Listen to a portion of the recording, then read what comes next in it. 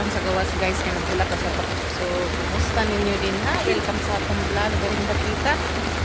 So dato sa cargo diri sa Bayabas guys, bulatan na ko ang anak ng abot no. Ingon lang to siya mapauli na. So ako na lang siyang gisundo diri payon guys, tanong chinilas. Sigurado man yung nga masalong niya sapatos karon. So dili po ko sure kung asa na sa dakit karon guys.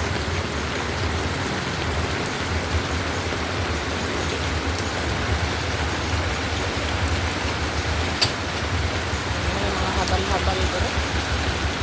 Tanaw ko kasi malipat ito ba kung anak niya. Naum na rapad yun. Ah, si Ate Flor dong? Ate Flor? Ah, naguna ka guli?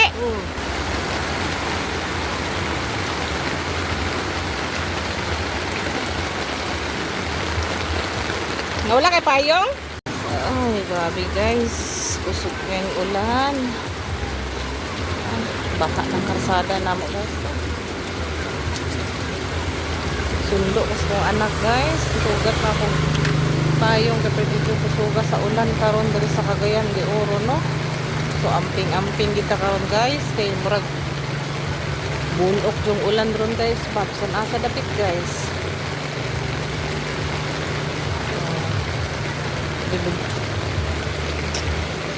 Hello. Sundos kong anak.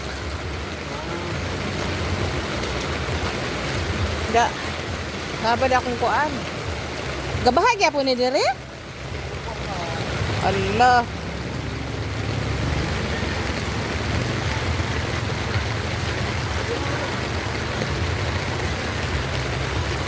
So mo ni sitwasyon dire guys sa among karsada karon dire sa Bayabas.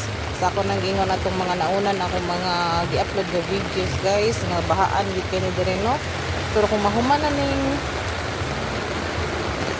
kuan dire guys, kalsada nga bag-o mawala na ning tubig guys kay mahimuan naman siya og imbornal. So kanang imbornal guys mo na niya gihimo. So kamulo pa lang namang iban pang mga balay nga wala pa nangaguba guys, gawa pa nga bayre sa gobyerno no. Grabing tubig guys. Murag gid kagat no. Hulat-hulat tas kong anak dire guys. Okay. Looy intawon kay to dalampayong, looy kembas. Tulong sa tubig. So lawom na kay dito sa unahan guys ang tubig no. Sumubalik ni sa agi dito ni sa pikas mo agi sila.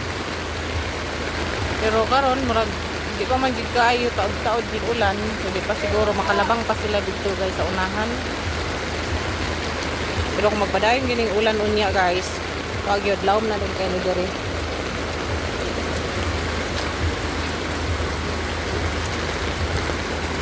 Oh,